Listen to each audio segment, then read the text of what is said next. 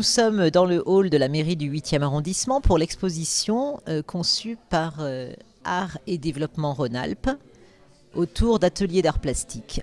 Je suis en compagnie de Isabelle Laluc, coordinatrice, et de Nicole Corby, coordinatrice également. Bienvenue à vous.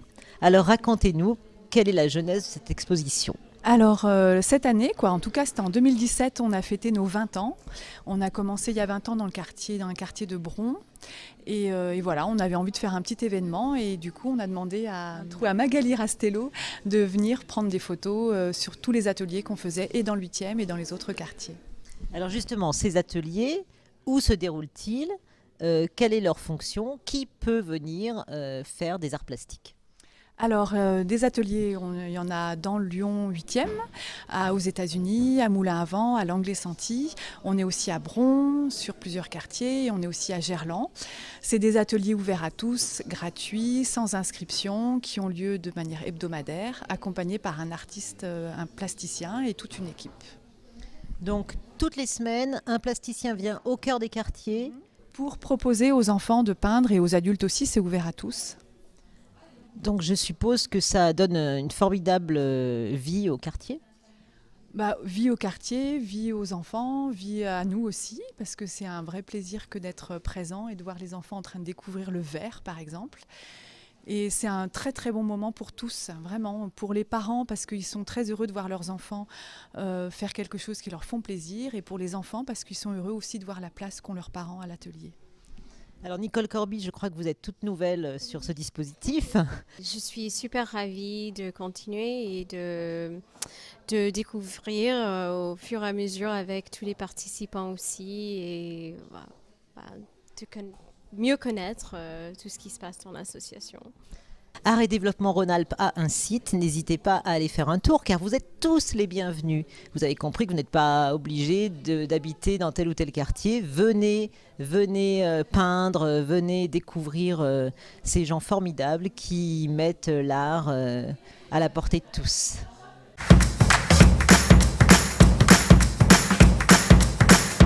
L'ONG Handicap International, mondialement connue, a ses locaux dans le 8e arrondissement, à 2 pas de la place Ambroise Courtois. En 1985, 2 médecins fondent cet organisme sans imaginer l'ampleur que cela va prendre. Aujourd'hui, Grand Écran donne la parole à l'un d'eux, Jean-Baptiste Richardier, à l'occasion des 35 ans de Handicap International. Rien de tout ça n'était programmé.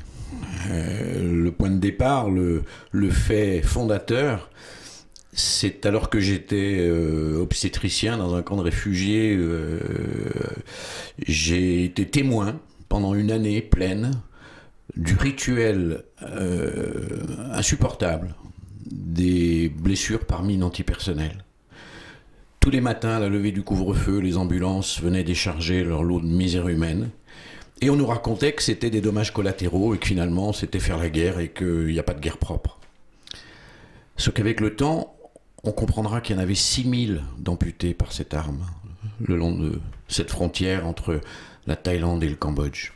On nous disait, s'occuper des personnes handicapées, on doit attendre que la situation s'est stabilisée pour qu'on puisse leur offrir des soins de qualité, pour respecter leur droit à des soins de qualité.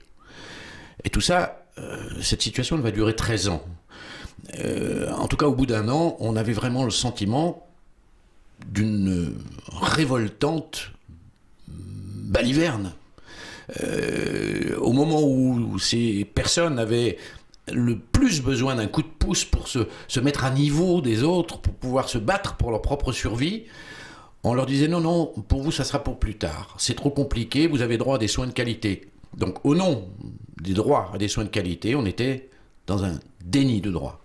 C'est ça la révolte fondatrice qui fait que Handicap International a vu le jour entre une bande de copains, une dimension très familiale. Quelques copains croisés sur la route de l'action humanitaire nous ont rejoints. On a décidé un jour à Phnom Penh que ce qu'on était en train de mettre en place pour récuser cette règle du déni de droit, on s'est dit, on va créer ce qu'à l'époque certains appelaient un service après-guerre ou service après-catastrophe. se consacrer, se dévouer à la prise en charge le plus tôt possible, la plus précoce possible des blessés, des victimes de guerre.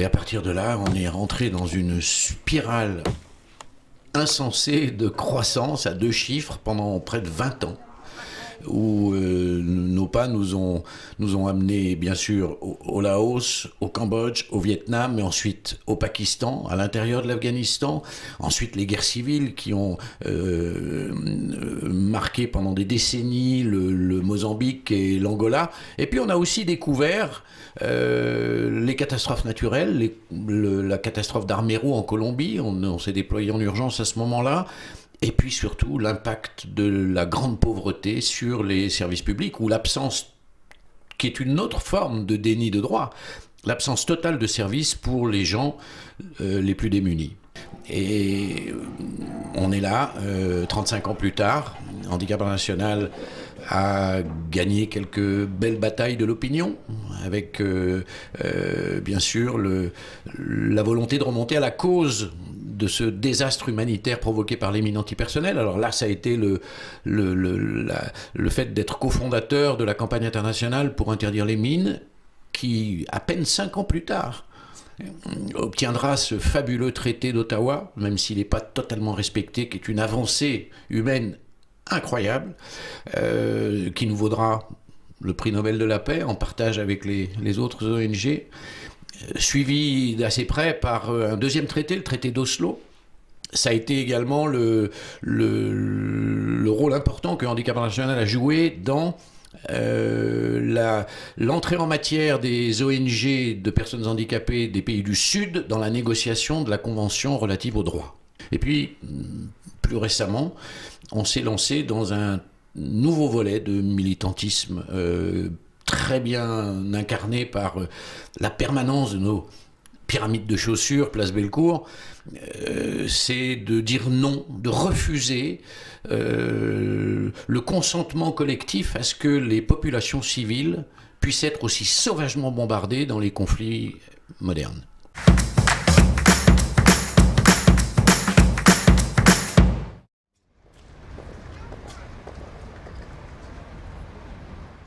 Le Comité des Fêtes de Montplaisir est une association à but non lucratif née de la volonté de dynamiser le quartier de Montplaisir du 8e arrondissement de Lyon.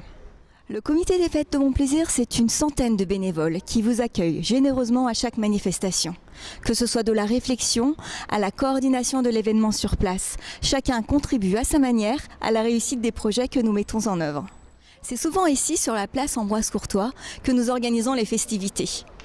Nous venons par exemple de clôturer une des activités préférées des habitants, la patinoire des Lumières. C'est une patinoire éphémère que nous installons durant 3 semaines pendant les fêtes de fin d'année. Cette année encore, des milliers de patineurs sont venus d'ici et d'ailleurs pour goûter aux joies de la glisse. Le Comité des Fêtes de Montplaisir, c'est aussi du collaboratif, des échanges, des liens précieux avec nos partenaires. En septembre, par exemple, nous collaborons avec la mairie du 8e arrondissement pour organiser l'événement incontournable de la rentrée, le Forum des associations. En juin, c'est avec la MJC de Montplaisir que nous collaborons, qui nous aide parfois à organiser la fête de quartier, après une belle journée de brocante d'ailleurs. Sans oublier bien sûr tous les artisans, les commerçants, les artistes, les musiciens qui nous accompagnent tout au long de nos manifestations. On peut dire que c'est une famille qui s'agrandit de jour en jour. Le Comité des Fêtes de Montplaisir crée des liens entre les habitants et facilite les échanges interquartiers. L'association donne l'opportunité à chaque personne de participer activement à la réalisation de toutes ces actions. Alors si vous aussi vous souhaitez rejoindre notre grande troupe, vous pouvez nous écrire comitédesfêtesmontplaisir@gmail.com. En attendant, rendez-vous le 1er juin pour un grand week-end gastronomique et festif. À très bientôt.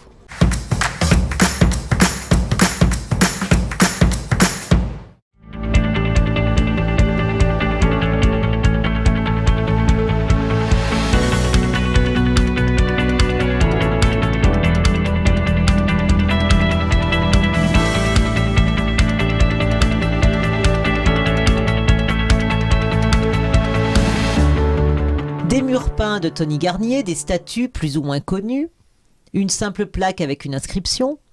Vous passez tous les jours devant ces monuments, mais connaissez-vous leur histoire? Savez-vous pourquoi ils sont là? Dès le mois prochain, vous allez pouvoir découvrir plein d'anecdotes à propos de votre arrondissement. Alors rendez-vous en février pour le premier numéro du 8e Insolite.